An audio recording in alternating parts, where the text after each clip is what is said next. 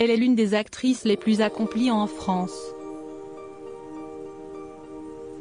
Incontournable dans le milieu du cinéma, Juliette Binoche a même réussi à s'imposer dans les productions internationales, où son talent et son charisme sont salués par de nombreux réalisateurs de tout pays.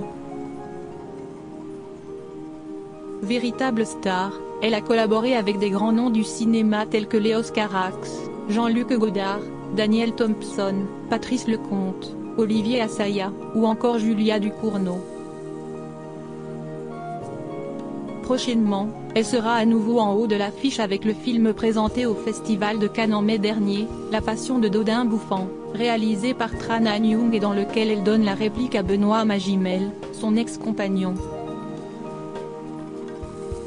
Un film récompensé par le réalisateur suédois Ruben Östlund et son jury avec le prix de la mise en scène.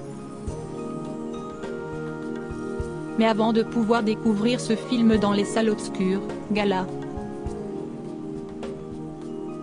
FR vous propose de découvrir tout ce que vous devez connaître sur Juliette Binoche. Juliette Binoche, de Benoît Magimel à Léos Carax, qui sont les hommes à avoir marqué sa vie? Juliette Binoche, où est-elle née? Née le 9 mars 1964 à Paris dans le 12e arrondissement, Juliette Binoche n'a pas eu l'enfance la plus simple qui soit.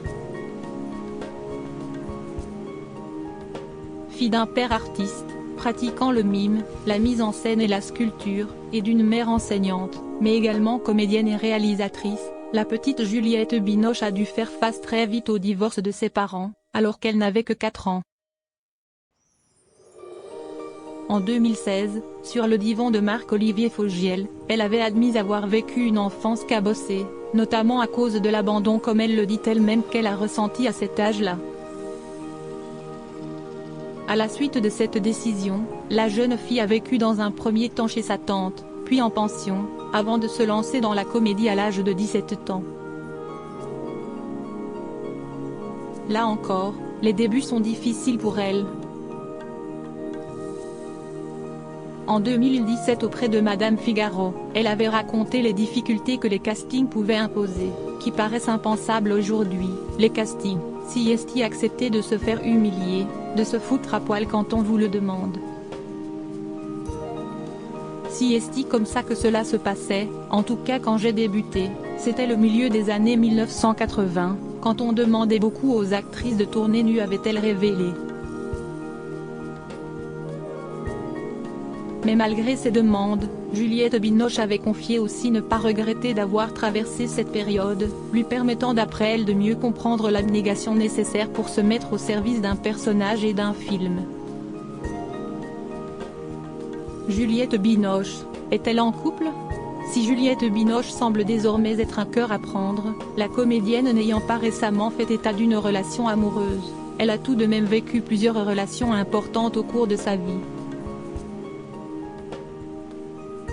D'abord en couple avec Léo Carax, après s'être rencontrés sur le tournage du film Mauvais sang en 1986, le couple a vécu une belle histoire durant près de 5 ans.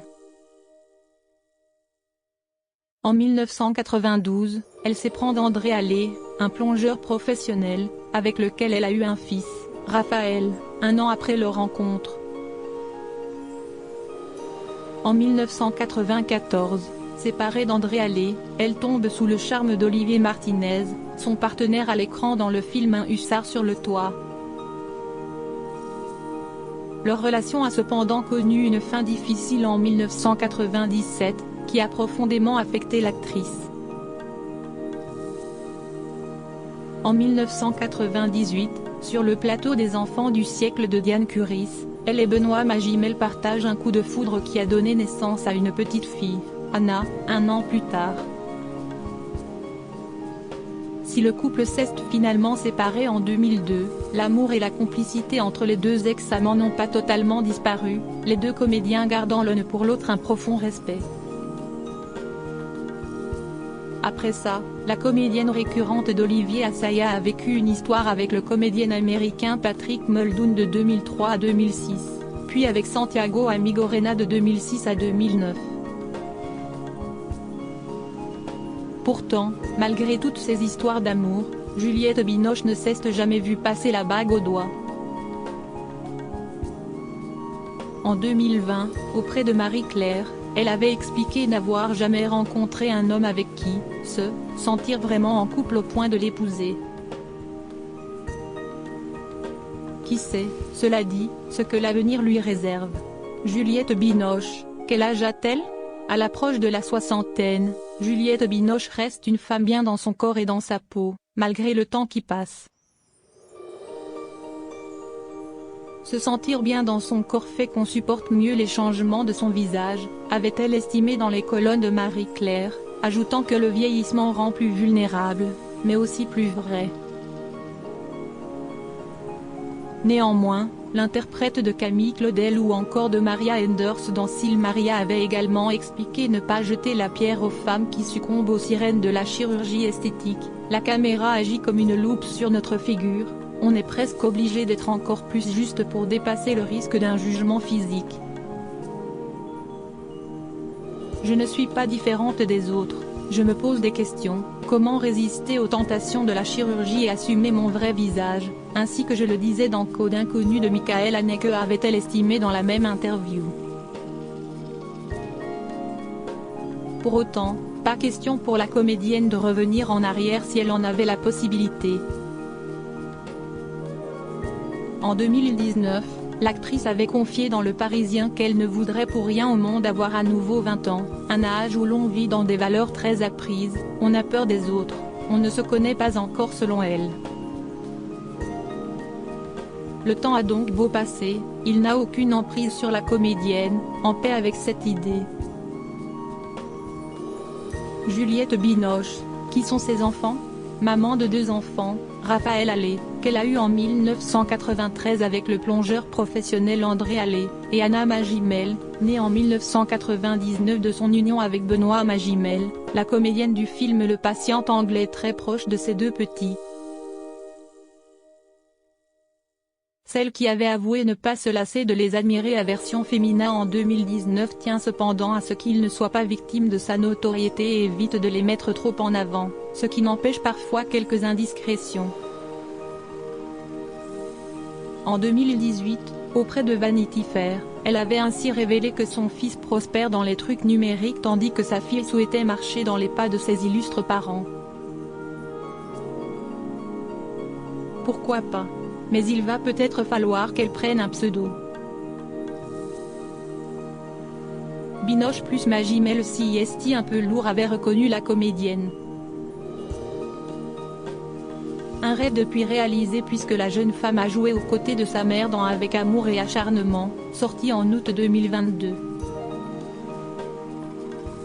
La fille de Juliette Binoche tient d'ailleurs une place importante au sein de la carrière de sa mère. En 2019, la comédienne avait expliqué sur le plateau de C'est à vous tenir compte de ses avis pour prendre des décisions sur ses choix de tournage. Elle me dit ce qu'elle ressent et elle est souvent très juste. Je l'écoute, avait-elle répondu à Pierre Lescure, qui lui demandait si sa fille lui donnait des conseils. Et lorsqu'Anna est victime de critiques, Juliette Binoche n'hésite pas à venir à la rescousse pour défendre sa fille. Qualifiée par certains de Nepo Baby, Anna Magimel avait pu alors compter sur le soutien de sa mère dans les pages de Marie-Claire. Pour se sentir légitime et trouver sa place, il faut beaucoup de courage à un enfant ayant des parents connus, avait déclaré la comédienne. Un moyen pour elle de défendre l'honneur de sa fille et de faire taire les mauvaises langues. Juliette Binoche, quelle récompense a-t-elle gagné? Avec plus de 60 longs métrages à son actif, Juliette Binoche est une actrice qui n'a plus rien à prouver. Récompensée à de multiples reprises, Juliette Binoche peut se vanter d'avoir obtenu un César en 1994 pour le film 3 couleurs, bleu et un Oscar en 1997 pour le long métrage Le Patient anglais, ainsi que bien d'autres récompenses partout dans le monde. La comédienne est d'ailleurs la première actrice à avoir remporté seule un prix d'interprétation dans les 3 plus grands festivals de cinéma, le Festival de Cannes, où elle a bien failli ne pas assister à la cérémonie de sa consécration, la Mostra de Venise et la Berlinale. une distinction impressionnante qu'elle ne partage qu'avec une seule autre comédienne, Julianne Moore.